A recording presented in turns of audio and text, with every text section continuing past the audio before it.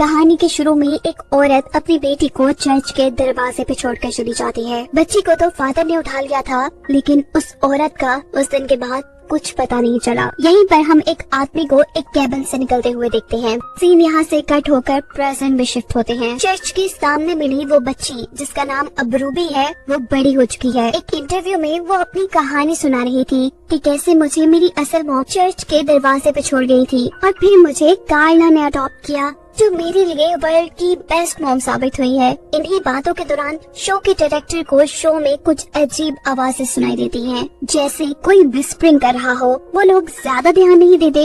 Interview को continue करते हुए होस्ट रूबी को बताती है कि इस शो का मकसद तुम्हारे असल पेरेंट्स को ढूंढना है, तुम्हारे डीएनए सैंपल के जरिए। हम देखते हैं कि इसी शो में कुछ अजीब सी क्रिएचर्स शरारतें कर रही थी, जो पूरी तरह इस वक्त नजर नहीं आ रहे। वो किसी का कॉफी का मग उठा के इधर से उधर रखते थे, तो कहीं स्पॉटलाइट्स के स्विचेस उतार देते हैं, जिसकी वजह से स्पॉटलाइट रूबी के ऊपर गिरने ही वाली थी, पर एंकर उसे बचा लेती है। सबको ये एक नॉर्मल एक्सीडेंट लग रहा था कि तभी अचानक एंकर के सर पर स्विच लगता है और वो जख्मी हो जाती है। ये काम भी उन्हीं छोटे क्रिएचर्स का था। कुछ दिन बाद का सीन दिखाया जाता है। रूबी एक क्लब में म्यूजिक बैंड के साथ अपना काम कर रही थी और यहाँ मूवी के शुरू में दिखाया जाने वाला वो इंसान डॉक्टर हू रूबी पर नजर रखे हुए था। अगले दिन इसी क्लब में रूबी अपना काम कर रही होती है और आज डॉक्टर हू उसे सबसे अलग डांस करते हुए नजर आते हैं। रूबी को ये अच्छे लग रहे थे। हम देखते हैं कि छोटी क्रिएचर्स दोबारा रूबी को तंग कर रही हैं। वो रूबी की ड्रिंक का ग्लास नीचे गिराने ही वाले थे कि डॉक्टर हू उसे कैच करके टेबल के ऊपर रख देते हैं और रूबी से बात करते हैं। उसे बताते हैं कि मैं हेल्थ एंड सेफ्टी डिपार्टमेंट से हूँ, क्या तुम मुझे बताना पसंद करोगी कि तुम्हारे साथ ये अजीब काम अक्सर होते हैं, जैसे चीजों का गिर जाना, टूट जाना। रूबी हाँ में सर हिलाते हुए बोलती है, ऐसा इसलिए है कि मैं बहुत ज्यादा केयरलेस हूँ। डॉक्टर हू कहते हैं नहीं, इसकी रीजन इससे भी ज्यादा खतरनाक है। ये कहकर वो रूबी को कंफ्यूजन में छोड़कर ही यहाँ से जा चुके थे। अगले दिन रूबी अपनी फ्रेंड्स के साथ बाहर घूम रही थी। वो अपनी फ्रेंड्स को बताती है कि मैं बहुत चीजें खराब करती हूँ और इसी वजह से मेरी जॉब भी चली गई है। मुझे लगता है कि मेरे साथ कोई बैड लक चल रहा है। ये लोग एक टैक्सी में बैठते हैं और उसी टाइम सिग्नल रेड हो जाता है। इनके ऊपर एक स्नोमैन का स्टैचू था, जिसके स्क्रूज भी वो छोटी क्रिएचर्स खोलती हुई नजर आती हैं। इससे पहले कि वो स्टैचू उनकी गाड़ी के ऊपर गिर जाता और उनकी गाड़ी का एक्सीडेंट हो जाता, डॉक्टर वो अपने डिवाइस से सिग्नल को ग्रीन कर देते हैं। गाड़ी आगे चली जाती है और ये स्टैचू डॉक्टर हू के ऊपर गिर जाता है। इसके बाद डॉक्टर हू अपने टेलीपोर्टेशन कैबिन के अंदर बैठकर यहाँ से गायब हो जाते हैं। अगले दिन रूबी ग्रोसरी करके घर वापस आ रही थी और यहाँ भी वो छोटी क्रिएचर उसे तंग करने के लिए उसके ग्रोसरी बैग फाड़ देते हैं। रूबी बेचारी सारा सामान कलेक्ट करती है, पर डेट टूट चुके थे। वो घर आके ये सब अपनी मॉम को बताती है। उसकी मॉम बहुत खुशी से उसे बताती है कि हमारे घर आज एक नया बेबी आने वाला है। वो भी एक्साइटेड हो जाती है क्योंकि आज उसका भी बर्थडे था।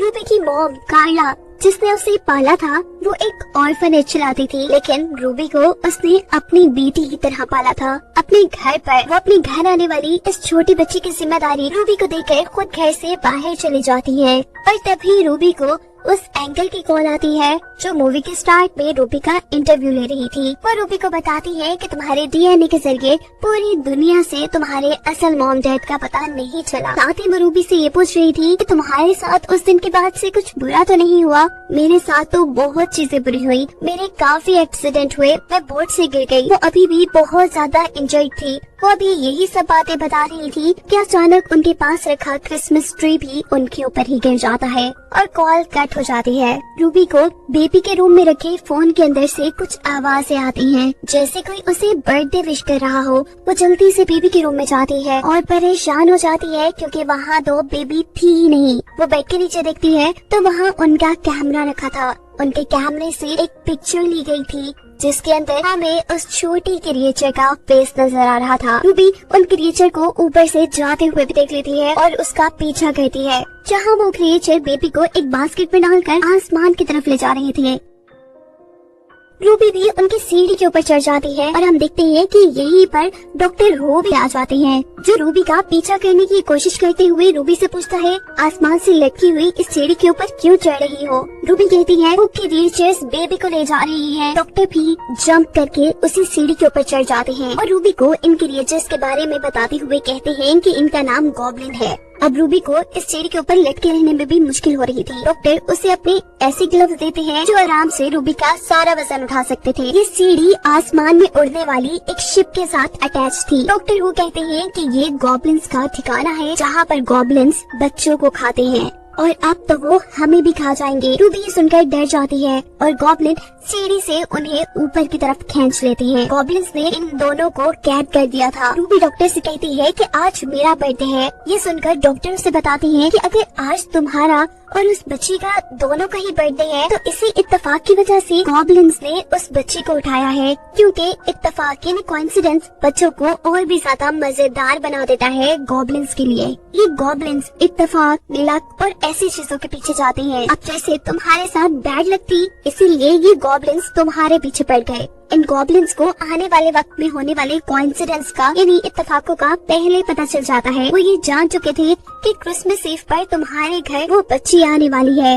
रूबी सवाल करती है कि आपको इतना सब कुछ कैसे पता? डॉक्टर कहते हैं कि ये सब मैंने अभी मालूम किया है। डॉक्टर हू ने इस टाइम अपने आप को भी छुड़वा लिया था, साथ ही रूबी को भी। वो यहाँ अपने गैजेट्स की मदद से इन दरवाजों को खोलने की कोशिश करती है, पर यहाँ पे कुछ भी मेटालिक नहीं था और उनकी डिवाइसेस मेटल्स पे काम करती थी। वो अब अपना दिमाग लगाते हैं और एक रस्सी को जोर से खींचते हैं और ऐसे ये लोग इस कैद से आजाद हो गए हैं। रूबी ने डॉक्टर को बताया था कि वो 2 बच्चे पैदा हुई थी और अब डॉक्टर के मुताबिक गॉब्लिन्स 2 बच्चे ही इस बच्ची को खाने वाले थे। ये लोग एक टनल के जरिए उस बच्ची को बचाने के रास्ते में थे और तभी उन्हें एक बेल की आवाज सुनाई देती है। 2 बजने में भी सिर्फ 3 मिनट रह गए थे।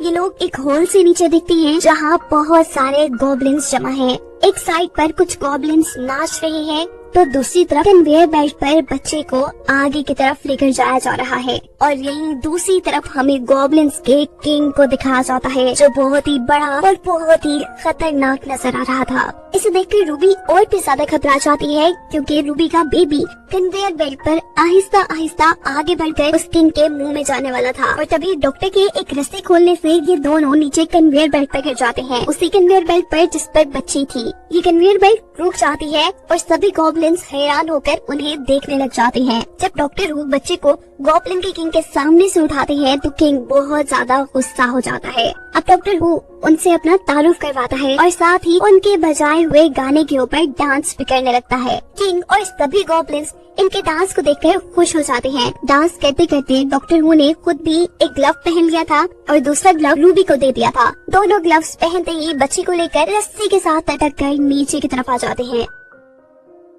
गॉब्लिन किंग इन दोनों को यहाँ से भागता देखकर बहुत ज्यादा गुस्से में आ चुका था, जबकि ये दोनों तो अपने घर पहुंच चुके थे। यहाँ डॉक्टर रूबी से अपना ग्लव्स वापस ले लेते हैं क्योंकि उनकी चार्जिंग बहुत कम रह गई थी। रूबी ये सारी स्टोरी अपनी मॉम को बताने वाली थी और डॉक्टर उसे ऐसा करने से मना कर देते हैं। रूबी जो कि अभी भी डरी हुई थी, उसे लग रहा था कि गॉब्लिन्स अपना बदला लेने के लिए यहाँ पर जरूर आएंगे। डॉक्टर हू रूबी से घर के सारे स्विचेस को चेक करने को कहता है क्योंकि गॉब्लिन्स कुछ भी करते थे तो इस दुनिया में वो एक हादसा लगता था। डॉक्टर हू को लग रहा था कि गॉब्लिन्स यहाँ किसी किस्म का शॉर्ट सर्किट करवा देंगे। इस सब के बाद रूबी अपनी मॉम को बताती है कि उसके असल मॉम डैड का कोई ट्रेस इस दुनिया में नहीं मिला। ये सुनकर कार्ला खुश हो जाती है और कहती है ये तो अच्छा हुआ ना, क्योंकि मैं तुम्हें किसी के साथ शेयर नहीं कर सकती। उनकी बातें सुनकर डॉक्टर कहते हैं कि मैं भी एक अडॉप्टेड चाइल्ड हूँ। Wow, coincidence. ये जैसे ये लफ्ज कार्ला के मुंह से निकलते हैं तो डॉक्टर हू उन्हें ये लफ्ज बोलने से मना कर देता है क्योंकि जैसा हमें पता है कि गॉब्लिन्स कोइंसिडेंस के पीछे आते हैं तो यहाँ भी आ सकते थे, पर इस मर्तबा तो खुद भी डॉक्टर के मुंह से 2-3 मरतबा कोइंसिडेंस का लफ्ज निकल गया था। ऐसा करते ही अचानक उनका घर टूटने लग जाता है। घर की छत में एक दरार आ जाती है और उनका फ्लैट आधा आधा बढ़ जाता है। डॉक्टर पूरे घर को चेक करते हैं और कहते हैं कि थैंक गॉड ये चले गए। ये शायद उनका गुड बाय गिफ्ट था क्योंकि बेबी भी यहाँ पर सही सलामत थी। यहाँ तक के गॉब्लिन अपनी पिक्चर में से भी गायब हो गए थे। डॉक्टर इन सभी चीजों से तब तक खुश थे जब तक उन्हें ये नहीं पता था कि रूबी भी उनके घर से गायब है। बात सिर्फ यही खत्म नहीं हुई थी। रूबी सिर्फ उनके घर से गायब नहीं थी, वो अपनी मॉम की यादों से इस दुनिया से हर तरह से गायब हो चुकी थी। इन सारी बातों का साफ मतलब था कि गॉब्लिन्स पास्ट में जाकर छोटी रूबी को अपने साथ ले गए थे। डॉक्टर को समझ आ जाती है कि उन्हें ही अब टाइम में पीछे जाकर इन सारी चीजों को ठीक करना होगा। अपने टेलीपोर्टेशन कैबिन में बैठकर डॉक्टर हु उसी रात में पहुंचती है जब एक और रूबी को चर्च के सामने छोड़ के गई थी। यानी ये वही सीन है जो हमने मूवी के स्टार्ट में देखा था। डॉक्टर देखती है कि गॉब्लिन रूबी को ऊपर की तरफ लेकर जा रहे थे।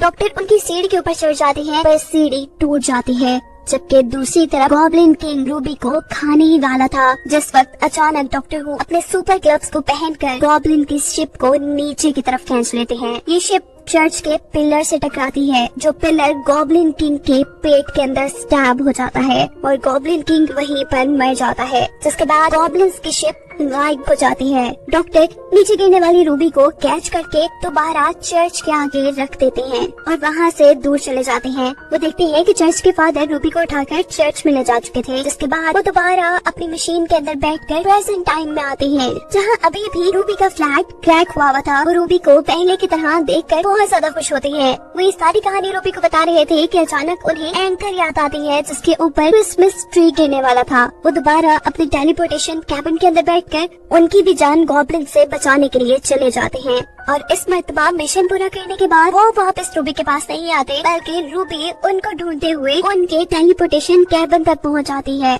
रूबी जैसे ही इस कैबिन का दरवाजा खोलती है तो अंदर से ये इतना बड़ा होगा उसने तो सोचा ही नहीं था। ये देखकर वो बहुत ज्यादा इम्प्रेस हुई थी। डॉक्टर हु ने इन सभी की लाइफ की मुश्किलें ठीक कर दी थी, जो कि गॉब्लिन्स की वजह से यहाँ पे आई थी।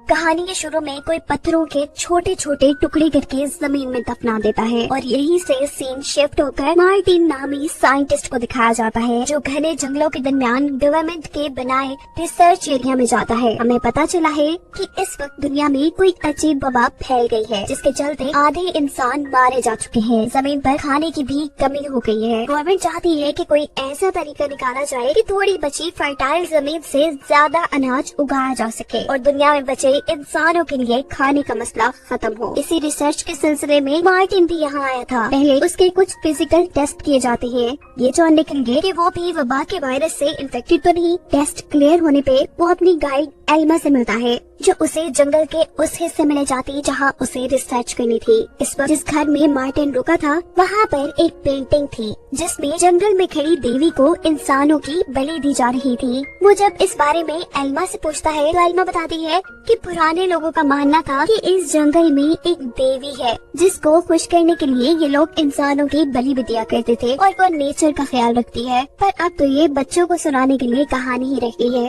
खैर मार्टिन यहाँ के लोगों से पूछता है कि पहले जो रिसर्चर्स यहाँ पे आए थे और जंगल में खो गए, उन्हें नई टेक्नोलॉजी के जरिए क्यों नहीं ढूंढा गया। जवाब में उसे कहा जाता है कि वो लोग बगैर गाइड के जंगल में गए थे। ऐसे में जंगल में गुम जाना बहुत आम सी बात है और जंगल में गुमना इंसान पे ऐसा खौफतानी कर देता है कि इंसान फिर जिंदा नहीं रहता। मार्टिन सिर्फ किसी रिसर्च के सिलसिले में नहीं यहाँ आया था, वो यहाँ किसी को ढूंढने भी आया था। जंगल में जाते हुए वो अपनी गाइड एल्मा को ओलिविया के बारे में बताता है, जिसके साथ उसने बहुत सारा रिसर्च वर्क किया था। वो सच में एक बहुत ही ज़हीन लड़की थी। वो काफी टाइम से इस जंगल में रिसर्च कर रही थी, पर पिछले 6 माह से किसी को उनका लेटर नहीं मिला। फिर जब ये आगे बढ़ते हैं तो इन्हें एक टूटा बिखरा कैफ मिलता है। एल्मा बताती है कि एक फैमिली इस जंगल में आई थी, पता नहीं उनके साथ क्या हुआ, लेकिन वो कभी लौट कर नहीं आए। ये सोचकर कि वो लोग मर गए होंगे, ये दोनों काफी उदास हो जाते हैं। रात होने से पहले ये लोग दोबारा कैंप लगा लेते हैं और इस रात इनके ऊपर कोई हमला कर देता है। न जाने किसने हमला किया था। इनकी आंखों में तो सिर्फ तेज रोशनी पड़ रही थी। इनको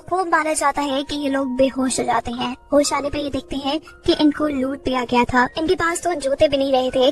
बिना सामान और जूतों के जब ये लोग आगे बढ़ते हैं तो मार्टिन के पाँव में बहुत ही गहरा कट लग जाता है। उसके पाँव पे पट्टी बांध देती है और उसे एक लकड़ी देती है, जिसके सहारे वो जंगल में आगे बढ़ सके। और आगे जाने पे वो एक ऐसी जगह पे पहुंच जाते हैं जहाँ आवाज ही नहीं थी, सन्नाटा था वहाँ पे, हवा तक की आवाज नहीं थी। और अचानक इनके सामने अब एक आदमी आता है, जिसे देखकर ये डर जाती है। वो आदमी कहता है डरने की जरूरत नहीं, मैंने बस इस लड़की को जख्मी देखा तो तुम्हारे पास चला आया। वो कहते हैं कि मेरे पास कुछ जूते हैं, तो मेरे कैंप पे आ जाओ, मैं तुम्हें जूते दे दूंगा। ये दोनों नोटिस करते हैं कि इस आदमी के पास तो काफी सामान था, शायद वो यहाँ काफी अर्से से रह रहा था। वो मार्टिन के पाँव का जख्म दिखता है जो बहुत गहरा था, इसीलिए वो उसके पाँव में टांके लगाता है, उसे पहनने के लिए जूते देता है, खाना और पानी भी। आखिर में कुछ मीठा पीने के बाद ये दोनों बेहोश हो जाते हैं। इससे हमें पता चलता है कि ये आदमी भी कोई अच्छा आदमी नहीं है। किसी खास मकसद से वो इन दोनों को अपने कैंप में लेके आया था। वो इन दोनों को मरे हुए इंसानों जैसे कपड़े पहनाकर इनकी तस्वीरें लेता है। दोनों को जब होश आता है तो ये कुर्सी से बंधे हुए थे। वो इस आदमी से अपनी जान की भीख मांगते हैं। वो आदमी दोनों को बांध कर जंगल के बिल्कुल दरमियान में ले आता है और इन दोनों से कहता है कि इस जंगल में कोई अजीब ताकत है, कोई देवी, और मैं उससे बात कर सकता हूँ। और एक मजे की बात बताऊँ, तुम्हारा यहाँ आना भी कोई इत्तेफाक नहीं, तुम्हें यहाँ लाया गया है।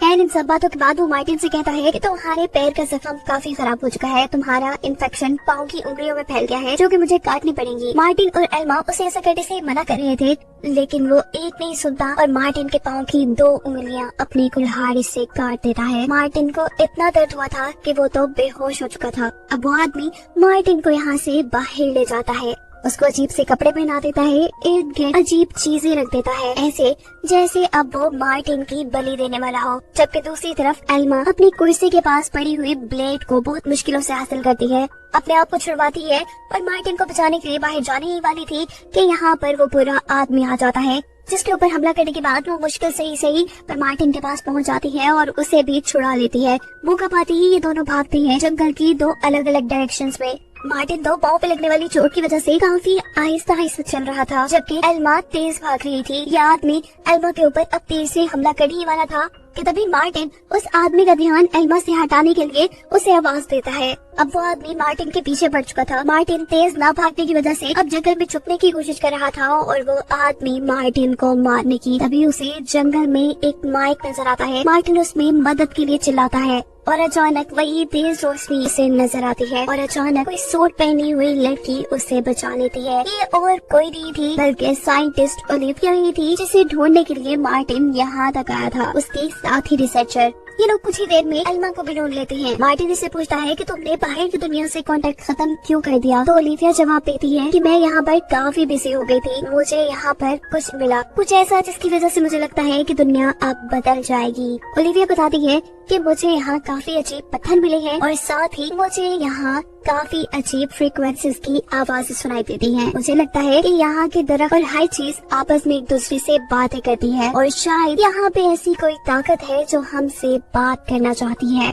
मैंने इन आवाजों को समझते हुए एक लैंग्वेज भी बनाई है। मार्टिन भी इन आवाजों को सुनता है और समझ जाता है कि ये आवाजें कोई आम आवाजें नहीं है। अपनी स्टोरी आगे बढ़ाते हुए ओलिविया बताती है कि मैं यहाँ अपने हस्बैंड के साथ आई थी, जिसका सामना तुम लोग कर चुके हो। हम लोग काफी टाइम रिसर्च करते रहे और फिर हमें एक पत्थर और एक किताब मिली, जिसे पढ़ने के बाद हमें यहाँ पे मौजूद एक ताकत का पता चला। इस ताकत की असलियत का पता चलाने के लिए मैंने तो साइंस का सहारा लिया, लेकिन मेरे हस्बैंड जादू में बिलीव करने लगे और अब वो उसी ताकत की, उसी देवी की पूजा करता है और उसे खुश करने में लगा रहता है। यही वजह है कि वो तुम्हें मारना भी चाहता था। ओलिविया कहती है कि मैं इस लैंग्वेज के जरिए बहुत करीब पहुंच चुकी हूँ। मुझे लगता है कि अब जल्दी ही मैं ये जान जाऊंगी कि वो ताकत हमसे क्या कहना चाहती है। ओलिविया की सारी बातें खत्म होने के बाद एल्मा मार्टिन से कहती है, मुझे इस औरत की बातों पे बिल्कुल यकीन नहीं, ये अपने शोहर की तरह ही अजीब बातें कर रही है। मुझे लगता है कि ये उस आदमी के साथ मिली हुई है और हम अभी तक खतरे में हैं। एल्मा कहती है कि हमें खुद भी यहाँ से निकलना चाहिए और इस औरत को भी यहाँ से ले जाना चाहिए।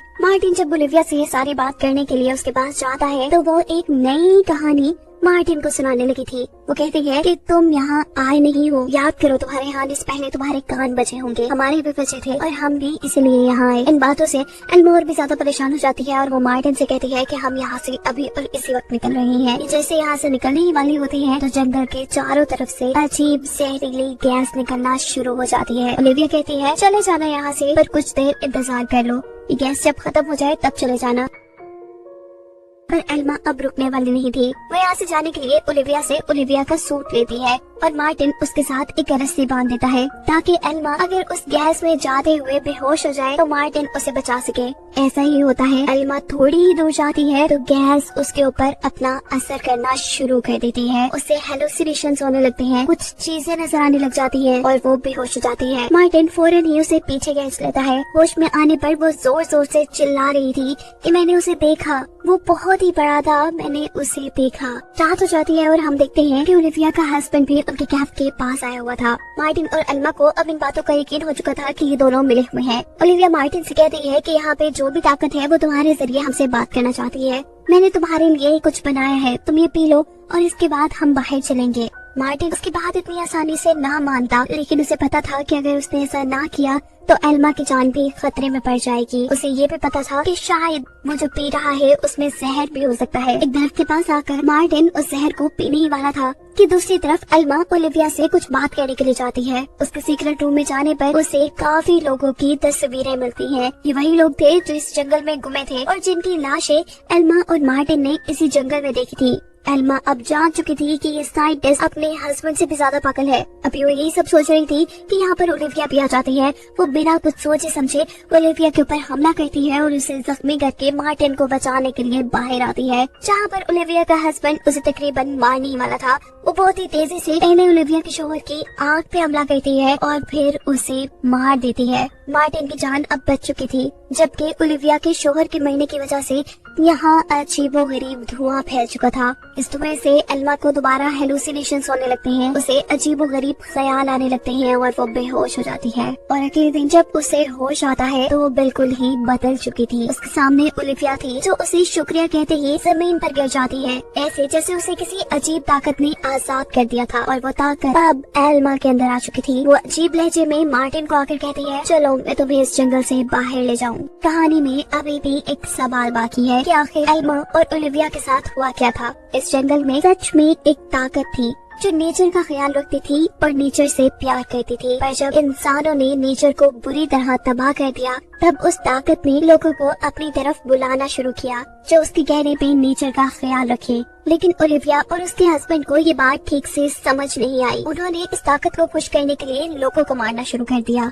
और तब दोबारा नेचर ने एल्मा और मार्टिन को यहाँ बुलाया। कहानी के आखिर में हमने देखा कि एल्मा ने मार्टिन को मारने की बात नहीं की थी। इसका मतलब था कि उस ताकत को अब सही इंसान मिल चुका है जो उसके लिए नेचर का ख्याल रखे। जिसके साथ ये कहानी यहाँ खत्म हो जाती है।